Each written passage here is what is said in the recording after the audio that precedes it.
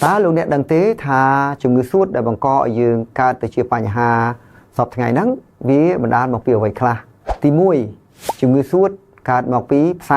sai đại dương trụ bà đấyឬក៏យើងជក់បារីអេឡិចត្រូនិកវានឹងធ្វើឲ្យយើងកាត់ជំងឺសួតហើយទី2អ្នកដែលមិនជក់ទេប៉ុន្តែនៅជុំវិញអ្នកជក់បាទវាក៏ធ្វើឲ្យយើងស្រូបផ្សែងបារីដែលគេហៅថា second hand smoke ក៏ធ្វើឲ្យយើងប្រឈមនឹងជំងឺសួតដោយសារតែផ្សែងដែរព្រោះនៅក្នុងផ្សែងបារីនិងផ្សែងផ្សេងវាមានជាតិ carbon monoxide ដែលវាធ្វើឲ្យសួតរបស់យើងរលាកដល់កោសិការលាកថង់ខ្យល់និងផ្លូវដង្ហើមរបស់យើងទូទាំងសួតតែម្ដងបាទអញ្ចឹងសម្រាប់លោកអ្នកដែលបានស្ដាប់ហើយគួរជៀសវាងពីផ្សែងបារីអេឡិចត្រូនិកនិងផ្សែងធូបទៀនដែលយើងដុតបំពួកយ៉ាងច្រើននៅក្នុងទីសក្ការៈរបស់យើងជាពិសេសរដូវបុណ្យភ្ជុំនេះខ្ញុំឃើញមានបញ្ហាច្រើននៅក្នុងទីវត្តអារាមមួយចំនួនអញ្ចឹងដើម្បីបញ្ជៀសពីបញ្ហាជំងឺសួតធ្ងន់ធ្ងរត្រូវជៀសឲ្យផុតពីផ្សែងទាំងអស់នោះទី2ជំងឺសួតកើតឡើងពីបញ្ហាមួយចំនួនទាក់ទងទៅនឹងបរិស្ថានកខ្វក់បរិស្ថានកខ្វក់ឬបរិស្ថានគ្រោះថ្នាក់វាធ្វើឲ្យយើងគ្រោះថ្នាក់ដល់សួតរបស់យើងជាពិសេសអ្នកប្រកបរបរជាជាងផ្សារដែកក្នុងរោងចក្រសហគ្រាសមួយចំនួនតែងតែប្រើធូបផ្សារដែកដែលមានសារជាតិគីមីមួយយ៉ាងឈ្មោះថា Bester ដែលវាធ្វើឲ្យសួតរបស់យើងរលាកកោសិកានិងកើតម៉ារីកហើយមួយទៀតអ្នកដែលរស់នៅក្នុងបរិយាកាសពុលមានន័យថាខ្យល់អត់ដំណើរការទៅណាទេនៅក្នុងទីហប់ងងឹតហើយធ្វើឲ្យសួតរបស់យើងក៏រងនៅបញ្ហាកើតជំងឺដែរបាទទី3អ្នកដែលធ្វើការ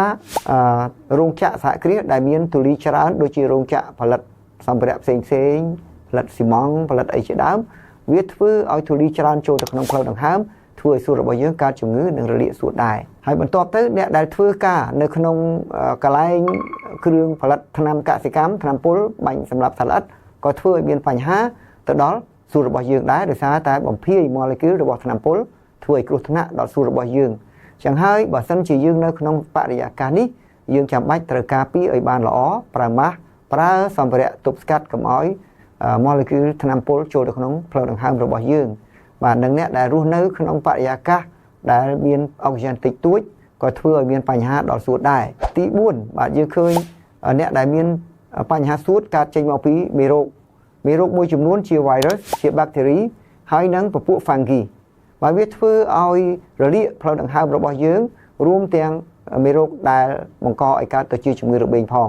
ធ្វើយើងគ្រោះថ្នាក់ដល់សួតហើយបើយើងមិនព្យាបាលទាន់ពេលវេលាធ្វើយើងអាចស្លាប់បានជំងឺសួតមួយទៀតតាក់ទងទៅនឹងការប្រតិកម្មទំនាស់ដែលហៅថា allergic reaction ដែលធ្វើឲ្យយើងហៅថា allergy ហ្នឹងគឺធ្វើឲ្យយើងកើតជំងឺសួតធ្ងន់ធ្ងរនិងថប់ដង្ហើមអាចស្លាប់បានបាទថ្ងៃនេះខ្ញុំជម្រាបជូនលោកអ្នកប៉ុណ្ណឹងថ្ងៃក្រោយជួបគ្នាសាជាថ្មីទៀតនៅប្រធានបទក្រោយៗទៀតសូមអរគុណ